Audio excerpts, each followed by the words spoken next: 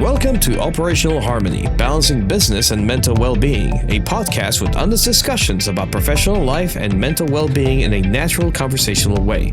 Your host is Nikki, founder of Nikki's Office, where she supports entrepreneurs through operations, systems, and strategy. And now, let's hear from our guest. Hi, I'm Alyssa Wolf, and I started my business because I was bored. I had too much free time on my hands after baby number 5 turned 6 months old. Yes, that sounds crazy, so let me explain. My husband started working from home. This was the whole pandemic era. All of a sudden, I couldn't fill my time with, well, let me just sleep in a bed. I wasn't having a bunch of newborn wake-ups. And I already had 3 hours of free time a day. So now that I had to get up earlier because our bedroom was the office and I got kicked out, I was like, what in the world am I going to do with my time? So I heard someone talking about online business. I was like, yes, finally I can do something other than churning out another baby. Like, I'm done with this phase. That was the start of everything for me, why I love time management. So this is almost 6 years ago now, and I've been managing my time consulting business through every season. So babies, now it's college-bound teenagers. And I love playing time wizard to other work from home moms who want to grow through the hard phases of building a business alongside a family. So I'm really excited to be on with Nikki to talk about like the mental health side of this time management and juggling piece. I'm sorry, you said you had a 6-month-old as well as 4 other kids and you had too much time on your hands? Yes. Tell me you're ADHD without telling me you're ADHD. Actually, no, I am not. Oh my gosh. That's wild. I don't think I've ever heard somebody who had 2 kids say they had too much time on their hands. Never mind 5 of them. So that's wild.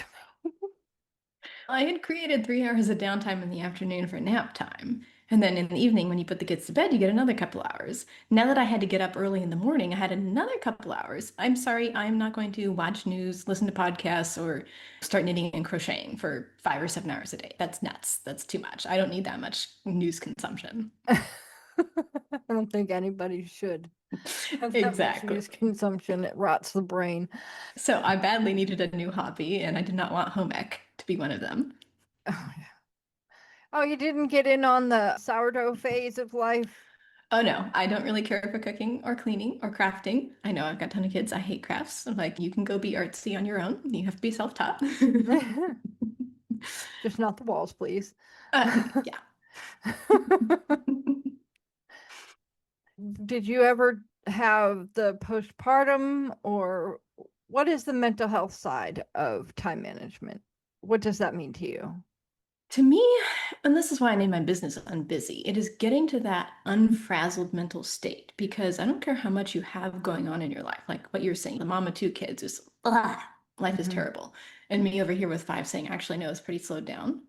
It's not the circumstances, it's how you're approaching everything in life. Like, how much is it pressurizing you? How much is the to-do list, the sports activities, the extracurriculars calendar? Other than that, what about what your church wants you to be involved in? What about your own list of, I should keep myself up, I should work out, I should text my mom, I should call my sister, I should. That's all a ton of stuff on your brain saying you're not good enough, you're not doing enough, get it done faster, get it done better, perform. Okay.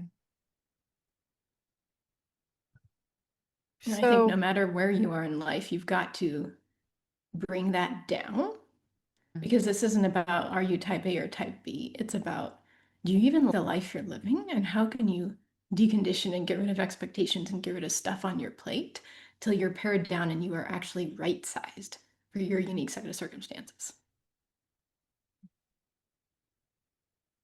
I'm always at a 10 on the Richter scale of, oh, I have to use this and this. And that's the way I need to be, because that's how I get things done. If I'm not panicking that I'm late on getting things done, then I will procrastinate until I am late on the stuff, because I have plenty of time. But how do you get people to a point where, even with 5 kids, I have plenty of time to do the things I want to do?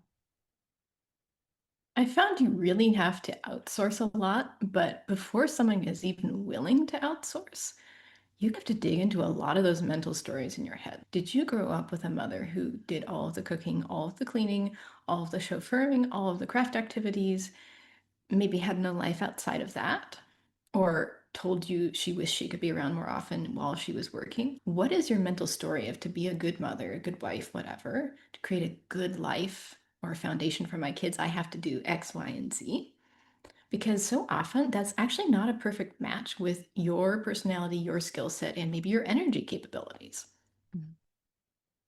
Yeah, mine is loving my kid because, yeah, trauma is a thing. But so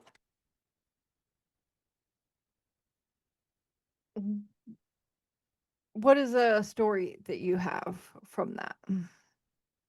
For example, one of mine was I ought to do all the cooking and cleaning because that's what you call it, like housewife, homemaker. I don't particularly enjoy cooking. I think cleaning is okay. I like live in a tidy house. I'm extremely uncrafty, so I don't like any of these house beautification projects like bare walls. Someone else can hang a picture if they want a picture. It doesn't look normal. I tended to be more on like independence. How can you train your kid to do their own laundry? That type of thing. So I had to work through a thing that said, am I being a really lazy mother if I suddenly empower my kids to cook and clean? Like, what is the level between getting help and you personally being lazy? When I started the business, I had to really look at that because all of a sudden I was pouring hours into the business instead of all of the chores. And I thought I was enlightened and efficient and all these things. And suddenly, time meet hard rock crunch. I cannot do all of it. And I had to start letting go of a lot more of the chores. And then that turned into I could really use some help with a little bit of the cooking or the food prep because I need to now wrap a work day. I didn't have a work day before. And go into the cooking, and I need some decompressing time in between from when you're dealing with the clients versus now you need to turn to dealing with the kids and the husband's day when he comes home from work. After I unwound that, and it sounds easy now, but that's because that's 6 years in the rear view mirror, and I have teenagers now and they're so much more capable. But after unraveling that, it almost looked easy. It was like, of course, I want my kids to have life skills. I'm not sending them to college going, I have no idea how to boil water. I don't know if I've put the right laundry stuff in. I don't know if I even know how to clean for when the RA inspects my dorm room. They need to know this. I'm like, I would personally hate having my mom give me a crash course a month before college, dumping a ton of chores on me and criticizing me and critiquing me till I got up to standards. Like, that is no way to learn the myriad of skills you need to know. Why don't you give them a couple of years of practice? And if you've ever tried dumping something on a teenager, that does not work. Like, they need to be trained up to it when they're younger. So it's okay, back plan. They need to start doing this by 10, maybe by 8. And if they're really industrious, I mean, maybe start them at 6 or 7. Okay, now we've got the beginnings of a like totally new offloading and outsourcing housekeeping philosophy of your job as the mother is, yes, to take care of your own mental health. And secondly, as a very important practical step in that, train your kids to do all these housekeeping chores for you. You can grade it up, not throwing a 6-year-old into the, here's the blender, here's the this. But they could go drive the laundry basket over for you. They could move it from the washing machine to the dryer. They could drive it out with the clean clothes. That's taking stuff off your plate. So it's this whole new philosophy. I amazed my own mother. She's like, how much are you making the kids do? And I'm like, this and this. She's like, wow, that's a lot. I'm like, yes, but you only had 2 kids. We've got 5. We make a lot more dirty dishes, a lot more laundry, a lot more dirty floors. Like, we need more cooking, cleaning, and household maintenance than my family of origin ever did. And that's why I need the kids to do more of it, because otherwise I'd have an even bigger share of it, time-wise. No, it's mostly, do you do allowance or anything like that? Or is it just, this is something you do to contribute, thank you, to your family? We straddled the middle. So like we give them an allowance. The family culture is you're doing it to contribute. And if we notice a persistent pattern that someone is shirking their chores or doing a very sloppy job, we simply announce to the family at large who wants to earn extra money. And if you're going to do extra chores, you're going to get extra compensation, because I feel like that is real life for a workplace. And that has worked pretty well because some kids are very motivated by money and some of them are like, no, I just want more free time. I want to do the minimum amount of chores possible and I don't care if I earn less. Like, who cares? Okay, suit yourself for now. I'm one of those people that it's very hard to motivate because the motivation Not really, because my motivation is helping people. I am not money motivated. You can tell Yeah. me you're going to pay me money all day long. And if You're like, I feel like it's going to be boring, I'm like, yeah, no, it's good. I'm good. I don't feel like I need to do that. yeah. But on the other hand, if you're like, if you do this, you're helping me out a ton. And then I'm like, oh, okay. And now I feel like I have to do it. So I guess I'm doing it. But the whole, oh, I'll give you $50 if you do it. Do I really need $50? I don't think I do. I don't have anything coming up. I have everything I need right now. There's not a game coming out in a minute that I want. I'm good. No, I don't need that. I'm sorry, but I can't. I can't. I'm good. Which has thrown off a bunch of people that I work with at any given I point bet. because they're just like, I'll give you extra money. You could do that part. I'm like, I don't really like doing that. No, thank you. I don't want to do that. I'm sorry, that doesn't tap my motivation center. No, I'm good. But if you combine giving me money with, and if you do this, it will help me out, you're 100% more likely to get me to do it. If you just say you're helping me out, I might do it, but I also might resent that I have to do it for free because you made me feel like I had to do it. Yeah. Yeah, I am a very complicated puzzle. I'm one of those 3D puzzles where you end up with the Big Ben that is 6 foot tall or something. Very complicated. But so on your way to where you are now, what were some of the pitfalls you came across and how did you overcome them? I think we already mentioned the whole, I feel like I'm a terrible mother because this isn't a life identity and I want to do well with it. And then another one was, how do I know when enough is enough? If you've decided, all right, to feel like I'm being a good mom, I need to spend quality time with my kids, and then that's okay. I can go work on my business and I can meet friends and I can work out and it's fine. How do you know how much quality time to spend with each kid? And then multiply it by however many kids you have. As soon as you say, I want 2 hours with each kid once a week, we'll multiply that by 5 for me. That's 10 hours there. Now you're in low part-time job amounts. Where are you getting the time for this? You cannot say, oh, Saturday I take my daughter out to the coffee shop. That's fine if you're an only, you only got one kid. You can't put 5 people in and have a 10-hour day on top of everything else. So now you have to start thinking about not only your own energy limits, but like, when is enough?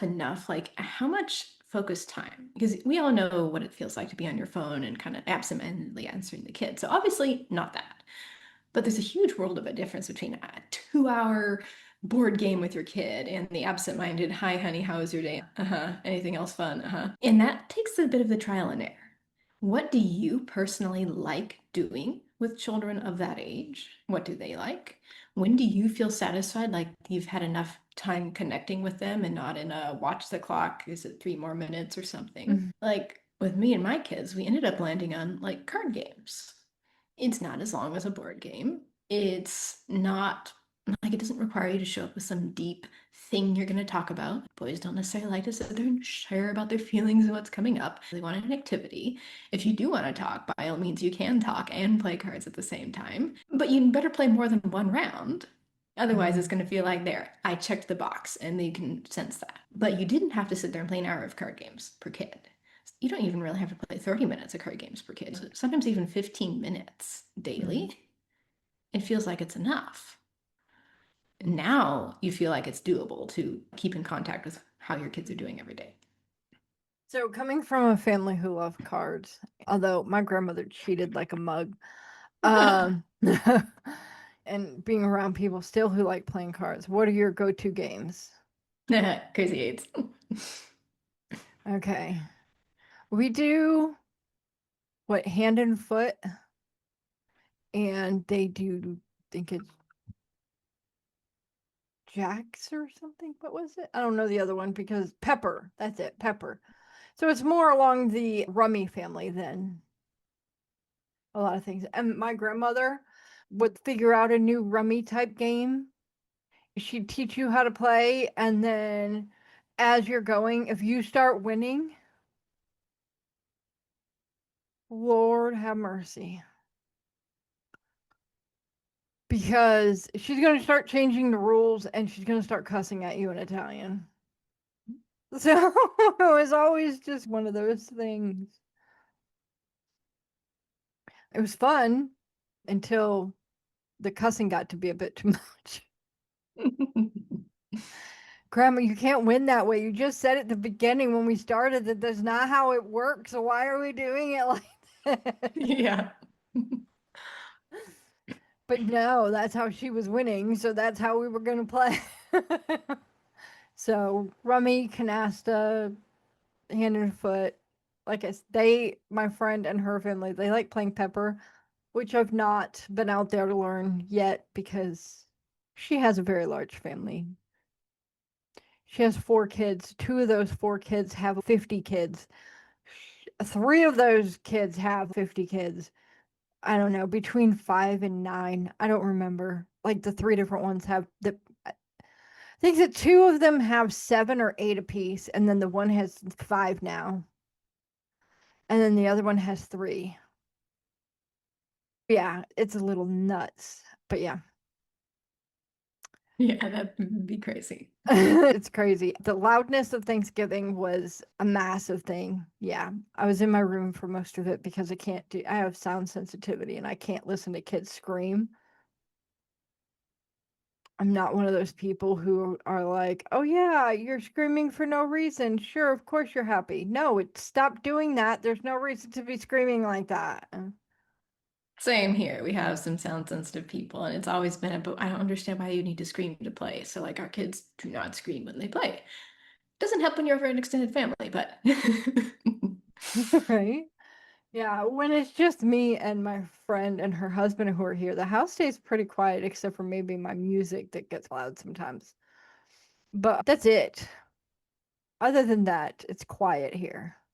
And yeah, then I they feel have like when you somebody have, comes over and it's from 0 to 1,000 in 2.2 seconds. It's just like, what happened? It was so yes, quiet a minute ago. I feel like when you have the sound sensitivity, you are really aware and in tune of all the different ways you contribute to noise. It's, oh, the laundry's going. Let's Mhm. close the door. We don't need to hear that noise. Oh, I want music. Oh, then I'll put headphones on. I don't want to listen to everyone else's and they don't want to hear mine. Oh, the radio. No, we don't want the radio. We can go find a podcast that would talk something like that so we're not blasting it out to everyone. Like, quiet is the default. And Yeah. everything that's noisy, like you're picking appliances based on if they're quiet or not. And So my thing is, I wear headphones almost 99% of the day because when I'm at my computer, I have these. When I'm not at the computer, I have one of 3 sets of Bose headphones on most of the time. Not in the house, unless there's a bunch of people here that are not normally here. But because of that, sometimes when I go to listen to music, like once I'm home and I'm in my room, as long as I keep my volume to a certain point, nobody out there can hear it. Every once in a while, oh, this is a great song. Bump. Oh yeah, wait, oops, that went too high. Go right back down. But just because I can listen to music I like at a level that most people would be like, that's unhinged. But as soon as there is 0.0000001 second of some sound that I do not like, it's automatically shut up, stop it, make it stop, make it stop, make it stop, because it hurts. So I do music that way. If I do get up to move around my room, I'm still listening to the music and I don't have to keep switching headsets that I'm on. But I do try to keep it so it's contained in the room. The only days my door is open is when my friend's not here because they go help somewhere else. So I'm careful with the amount of noise I make. It's just every once in a while I don't realize because my hearing has just went, yeah, this is music. We're good. And so I won't realize how loud it's gotten until Kim comes in and she's like, can you lower that a little bit? And I'm like, did I put it up? I don't remember. But sure. And put it down. Because it's mostly okay, I'm sorry. I didn't realize I touched it.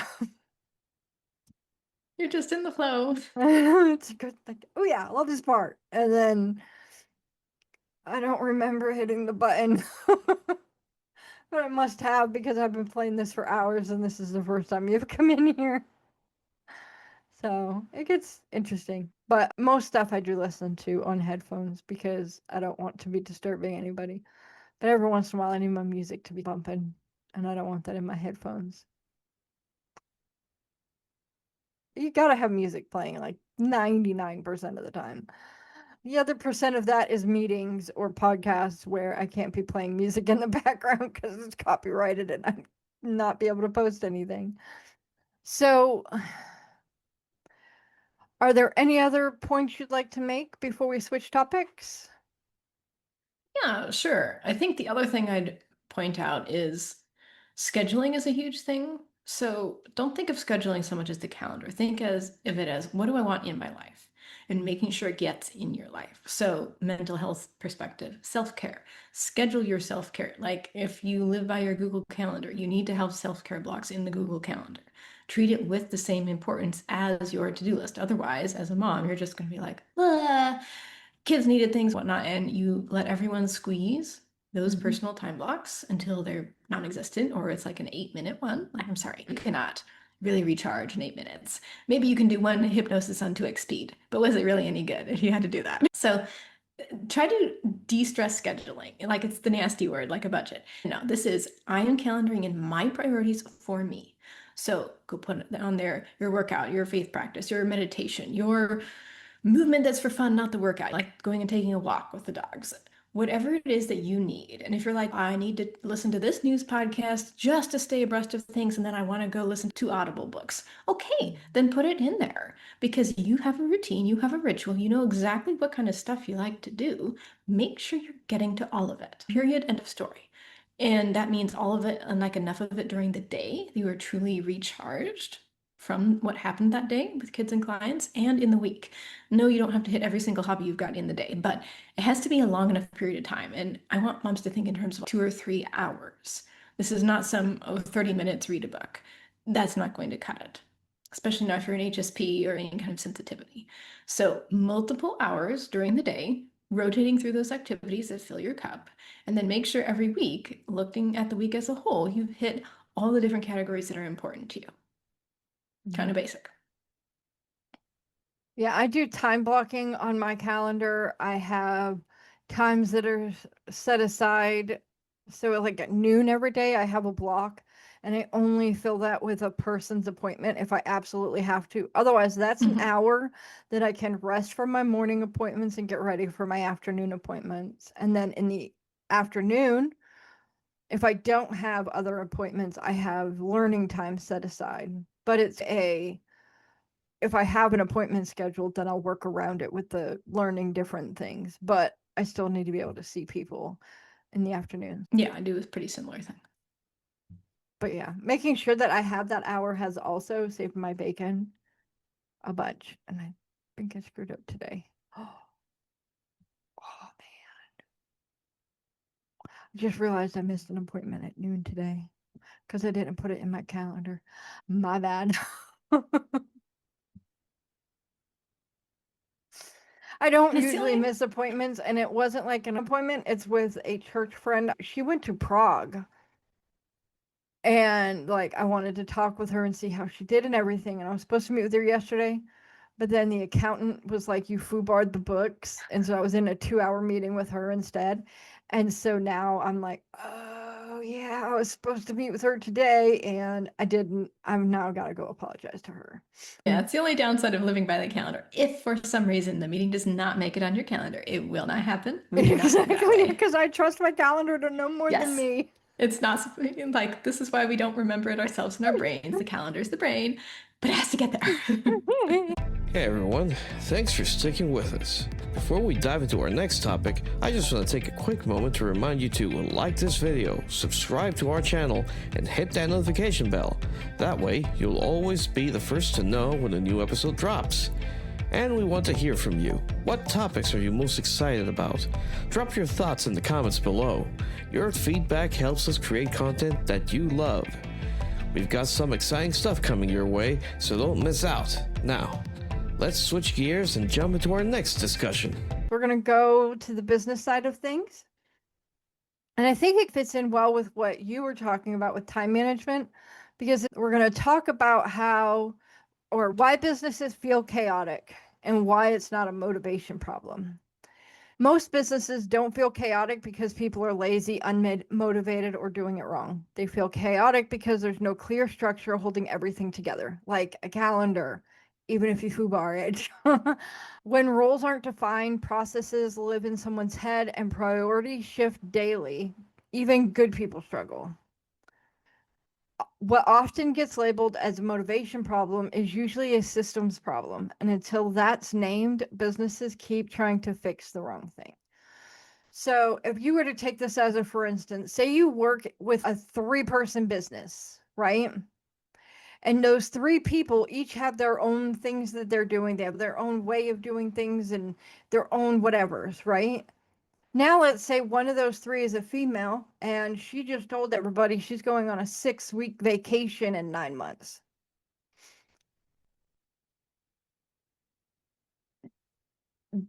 Everything's going to hit the wall, right?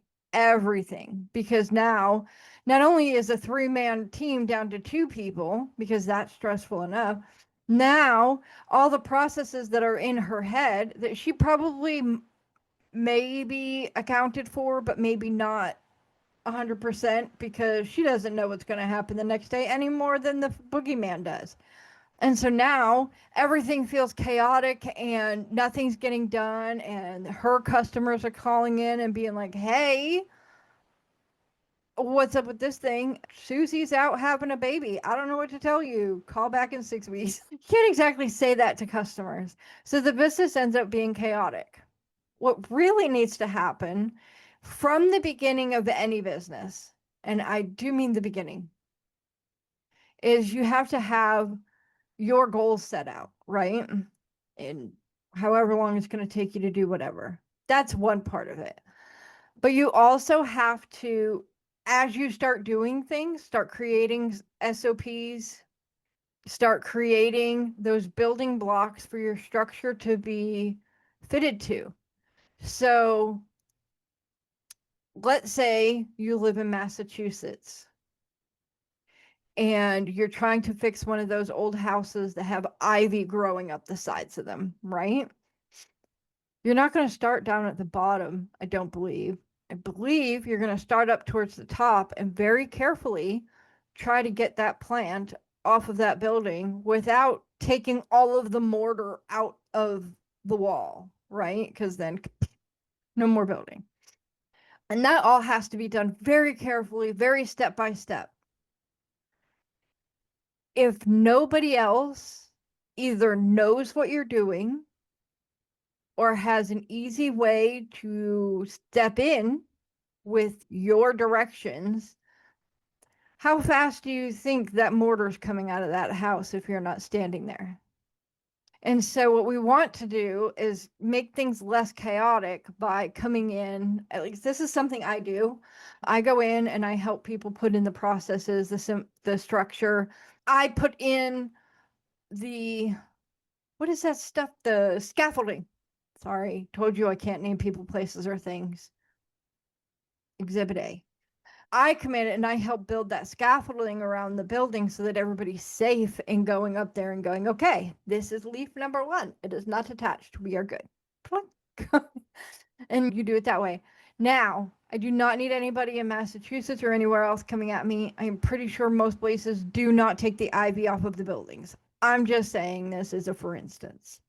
First of all. Second of all, even if they did take the ivy off the buildings, I have no idea how they actually do it. So again, do not come at me. I don't really care. I don't want to know. I'm sure it's tedious if they do it. And if they don't, good on them. Because it's probably tedious to do it. Probably very expensive too, because then you have to replace all that mortar as you go so that the building doesn't crumble to dust. And their buildings up there are old as heck because Massachusetts has been a thing since the colonies. So most businesses don't feel chaotic because people don't care. It's not that Susie, who's going out to have a baby, doesn't care that y'all are about to be stuck with her workload. It's she doesn't even know what tomorrow is going to bring on a daily basis. So how can she prepare you to deal with tomorrow 6 weeks in advance? Guaranteed, not too many people are really good with that. I put out a lot of fires for a lot of people, and when you're putting out the fires, when you're in the middle of putting them out, you're not thinking, oh, I need to write down how I'm doing this because somebody's going to need to know how to do this in 6 months. That's not a thought process that is happening for most people. And sometimes not even for me. And I'm the one who does that kind of thing. Sometimes it's just get in there and do it now. Okay. So if you had somebody who needed to go in an ambulance, right? But they have an injury. Let's say they have a stick poking out their leg. Obviously graphic. Don't get stuck on what's happening besides the stick being in the leg. Okay, just don't. But do you know what they do? They wrap the stick and the leg together so that stick is not coming out of that leg. They put you into the ambulance as is and get you to the hospital. Because if that stick comes out and it's plugging up the artery, you're dead. They need to be ready at the hospital to handle that. That's not something an EMT can deal with. So they end up doing basic emergency aid and then making sure the person's at least a tiny bit stable, throw them in the back of the truck, and maybe get to a helicopter. So there's different things, but once they get to the hospital, they unwrap it. They clean up the patient as much as they can in the OR. And then once they're ready to actually start grabbing and suturing as they go, they will very carefully take that stick out. If you're lucky, it's not plugging up your artery, so it doesn't spurt out or whatever. But that whole entire hole has to be fixed. Like they can't just leave a hole in you. They have to either pack it with gauze or they have to stitch it, or I don't know. Again, I'm not a surgeon. I don't know at that point what they do. I just know that if you get stabbed with something, stick, knife, whatever, they're going to tell you not to take it out, to make sure it's sturdy to the body so that you know it's not going to fall out, and go to the emergency room. I know emergency aid. I don't know any other kind. And in some situations, your business does that. Now, should every single thing be a stick in somebody that you have to like wrap up an emergency, go take care of right this second? No, you have to learn to prioritize what's a today thing or what's a right now thing, what's a today thing, what's a this week thing. And this isn't really a problem until we're ready to update the software, right? Once you have that figured out, then you can go, okay, here's my to-do list for the day. I have these 6 fires I have to put out, and let me write down how I figured out how those 6 things are a fire. And then go to okay, so now these are why these are a day thing. This is a week thing. This is a whenever we update thing, right? So that's when you put those systems in place, not when the stick is falling out of the dude's leg. It's get that taken care of, then sit down and go, okay, this was the emergency situation I just dealt with. And in that case, you're doing a case study. This is what happened. This is how I handled it. This is the outcome. And you keep that right there with your SOPs so that if that wild ass situation ever happens again, which is hopefully rare, then you know what you did the last time. Yes, if more people understood how to triage, I feel like some of that pressure of all the fires would go down, because it's immediate response, right? But when you are worried that all the other dozen things on your list are also potentially immediate responses, or you're pressuring yourself to put them all on the day, and they don't need to be, they can be Fridays, they can be next Mondays, way too much. The other thing also that you have to keep in mind is your customer's panic attack is not your emergency. Somebody else's failure to plan is not your emergency. So if somebody comes to you on April 14th and says, I have to have my taxes done by tomorrow, you can say no. You are not legally obligated to help them in any kind of way on top of whatever customers you're already dealing with. They can go find somebody else who's not busy. And good luck, dumb butt. Right? No, that was stupid and that's your own fault. My taxes are done in January. Yes, same. I worked with a roofer. They're required to have their stuff done by the end of January. So I'm not used to even having the luxury of waiting until April to get that done. One thing I want to point out is this thing gives a bullet point of leaders often try to motivate harder instead of simplifying what needs to be done. You can motivate until the cows come home, but if somebody is turning every single thing into a fire, what exactly are you trying to motivate them to do? Become a firefighter? It's not going to work. They're still going to be stressed. They're still going to be whatever. You can do all the motivational posters on the planet. And if everything's a fire, if everything needs to be handled right now, they are still going to be running around like a chicken with their head cut off. What needs to happen is professionals need that person that says, hey, you do have a busy schedule this week. You do have a lot to get done. But let's take a look at what you need to get done this week and make sure it's A, what you need to get done this week, and B, that you're prioritizing things that actually need to get done in a hurry. Right? So you could have something for next week that should actually be today. Right?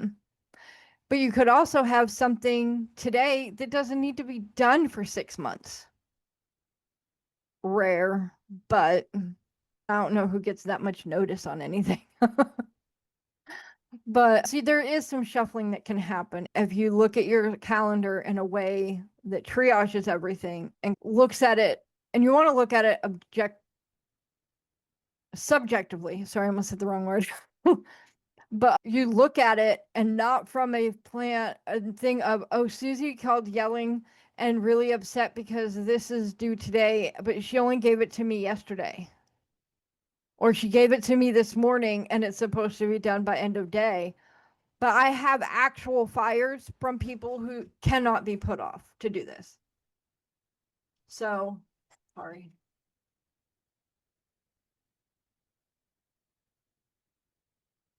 So that changes how things look for that person.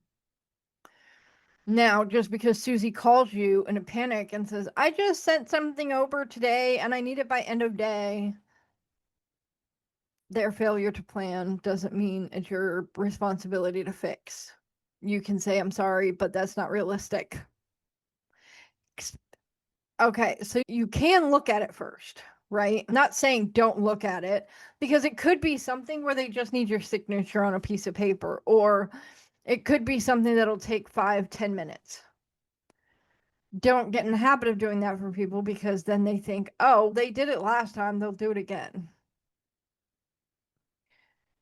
Once you become flattened, everybody will become a steamroller. Yeah, I'd almost call that, it's like the mental boundaries with the client who had the poor planning emergency. You are sitting there as the service provider saying, I'm sorry, no. Like, your stuff is your stuff, my stuff is my stuff. We have not agreed to do this very specific thing. Like, my turnaround time is X number of hours.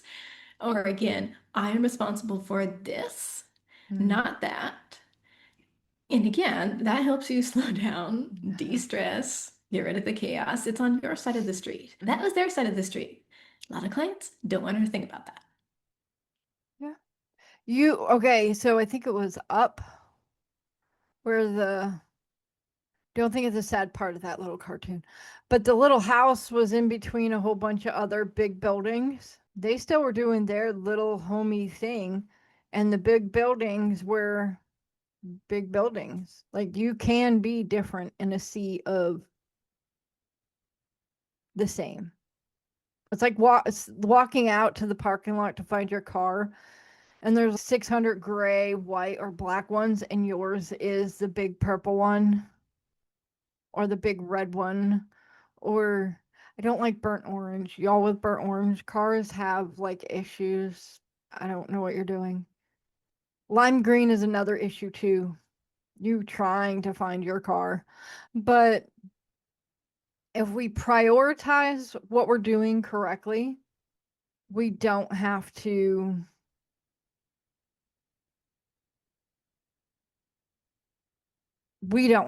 be the ones who are in chaos. We have the systems, we have the structure, we have everything on our side that is running like a well-oiled machine. And if Susie decides to have that 6-week vacation, then, and everybody knows how to do, everybody has her great big book of everything, right? And can then step into her thing. Okay, this situation, oh, look, here's a case study about this same thing. Or here is the SOP for this process. You're going to be fine. And there's not going to be as much running around like a chicken with your head cut off. Will there be some because you're down a person? Yes. You're never going to totally get rid of the, oh God, I have way too much to do thing, because you're always going to be feeling like you have way too much to do. But if you prioritize things and get them spread out as they need to, you're not, oh my God, I have 500 things to do today and I'm never going to get them done. Oh my God, please help me. Like, you're not having that panic attack. Yes, you're going to have days where you're busy, but you shouldn't have days where every single moment from, I don't know, 6 a.m. to 10 p.m. are full of work. Yeah, because that combo be able to prioritize that better.